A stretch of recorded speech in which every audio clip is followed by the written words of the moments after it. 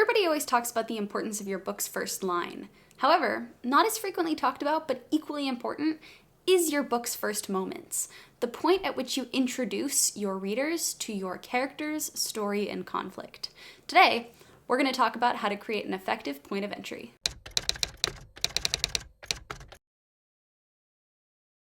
Before we get started with the video, it's nice to meet you. My name is Claire Fraze, and I'm an award-winning young adult author who makes videos on this channel sharing the actionable writing tips that helped me make my writing better as I learned how to write. I published my debut young adult novel when I was 16.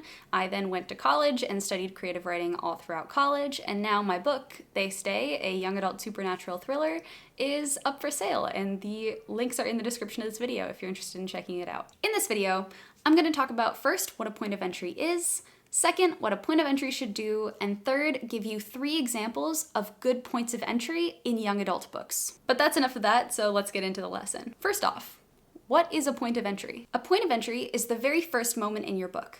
It is the first moment on the first page that first brings your readers into your story, and it's the moment that you choose to be the first moment that your readers see when they start reading your book. You know how when you watch a movie or a TV show and the very first moment that's shown not only in the movie or TV show as a whole, but also when they introduce a particular character, sometimes has a connection to who that character is going to be as a whole or foreshadows what their role in the story is going to be in some way? You want your point of entry to do that. For example, I just watched the Netflix show Squid Game, and this series does its point of entry extremely well. The first moments of the show, the first couple of seconds, show kids playing the Squid Game and explaining the rules of the Squid Game. These childhood games become extremely important later in the series and set up this whole theme that is going to be revisited throughout the series. And then the very first shot after the title card is of money. The entire conversation of this first scene in the show talks about financial stress and about money, and Gi-yoon has an argument with his mother about money and their financial situation. The scene bringing in the childhood game of the Squid Game, as well as this argument about finances, really brings viewers into the story effectively because it sets up the 2 main themes that eventually come together in this TV show. Your point of entry is not the same as your inciting incident. Your inciting incident is the point in the story at which the conflict starts.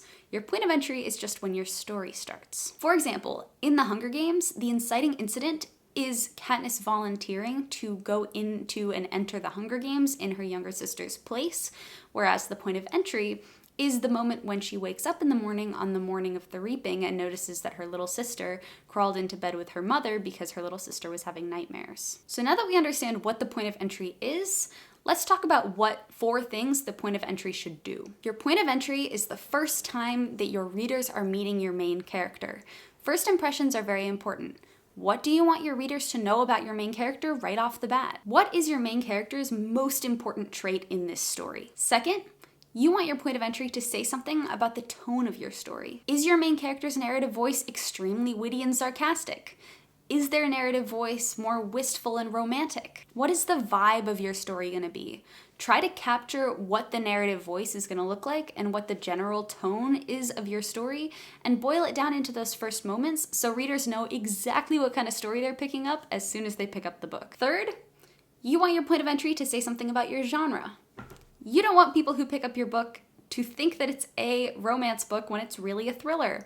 Or you don't want people to think it's a thriller when it's really a romance book, because either way you're going to have very disappointed readers. For example, you don't want to open a thriller with a really super romantic, cutesy scene of 2 people kissing. Even if that scene ends in murder, you want to make sure that your very first lines hint at that murder coming so people don't start reading your book thinking that it's going to be more cutesy and romantic. I know, you still have the description and the blurb and everything that will warn your readers before they probably start reading the book what kind of book it's going to be, but in order to create some sort of narrative cohesion, you want your first page to speak to that genre too. And fourth, finally, you want your point of entry to hint at what your inciting incident is going to be. This is not mandatory. A lot of books don't do this, but when it's done well, it's very effective. You don't want to tell readers what your inciting incident is going to be, but if you can hint at it or foreshadow it in any way, then that's what I'm talking about. The strongest points of entry are able to combine these 4 things, but you don't have to have all 4 of these things in order to have a good point of entry. Okay, so now to illustrate my point, I'm going to break down the points of entry of 3 books that I pulled off my shelf. I'm going to explain why I think these points of entry are so effective and give my thoughts as to why the author might have chosen to include that as the point of entry of their book. So case study 1, The Hunger Games. As I mentioned earlier in this video, the point of entry of The Hunger Games shows Katniss waking up in the morning and realizing that her younger sister is not sleeping in the bed with her.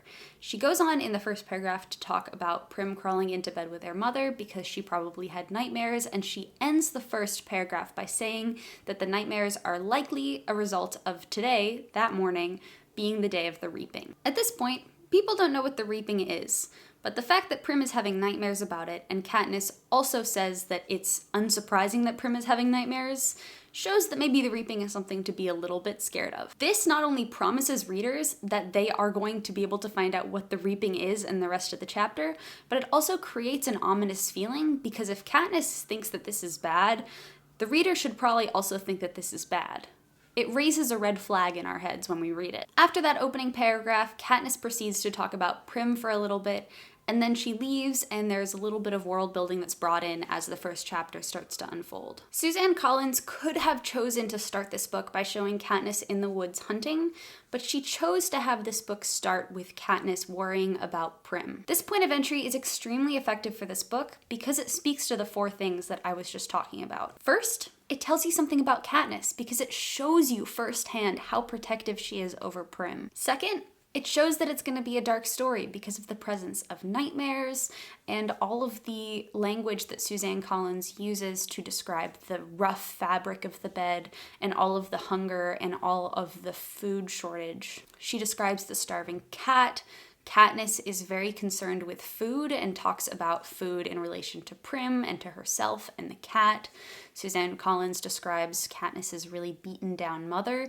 Just the words that she uses signals that it's going to be a darker story, as well as the ominous feeling created around the reaping. Third, by even talking about the reaping, it signals that it's going to probably be a more dystopian story because we don't have something like that in the ordinary world. The world building chapters on like page 2 and 3 also make that very clear, but even in the first paragraph you get a hint of it. The focus on Prim and Katniss's mother and family also signal how important that's going to be as a theme in the book. And fourth, the reaping, which is the inciting incident of the book, is literally mentioned by name in the first paragraph. And it's foreshadowed as being scary because of Prim having nightmares about it. So because it touches on all 4 of those things, I think it's personally a very effective way to start out the Hunger Games series. The second case study that I'm going to break down for you is the point of entry to A Good Girl's Guide to Murder by Holly Jackson. A Good Girl's Guide to Murder is mostly, if not at least about 50% told through found text, and so it's fitting that the point of entry is also told through found text. This allows readers who don't like reading books that are partially based in found text to not continue reading the book because it shows its cards right at the beginning and signals what kind of book it's going to be. But the piece of found text that it includes is Pippa's senior capstone proposal. A Good Girl's Guide to Murder follows Pippa, who investigates a local murder as a part of her senior capstone project. In this first senior capstone proposal, which is I think the first page and a half of the book, or maybe first 2 pages, it sets up what the senior capstone is, the fact that there was a murder, the fact that Pippa wants to investigate it, and also sets up the conflict because right at the end, one of Pippa's teachers says, you can't cross any ethical boundaries. If you talk to any people who are directly involved in this, your project is going to be disqualified, which already shows that there's a bit of an antagonistic force against this project. I think this project proposal is a really effective point of entry because first, it casts some light onto the kind of person Pip is. She's studious, she's smart, she's very determined, and she cares deeply about this local tragedy, which all of those things are going to become very important as they become sort of the driving force of this book. 2, it shows the tone of the book by incorporating the found text element. It shows that part of the book is going to be told through this found text, and that immediately kind of sets up the kind of book it's going to be. 3rd, it shows the genre of the book and shows that this book is a thriller by talking about things like murder and cases and investigations and missing persons reports. And 4th, it even hints at the inciting incident. Please hold while I find the part in this book that I'm going to read you. Pippa is prompted to present the topic that she proposes to research. And she writes in this report on the very first page, she would like to create a report on how print, televised, and social media have become key players in police investigations, using Andy Bell as a case study and the implications of how the press presented Sal Singh and his alleged guilt.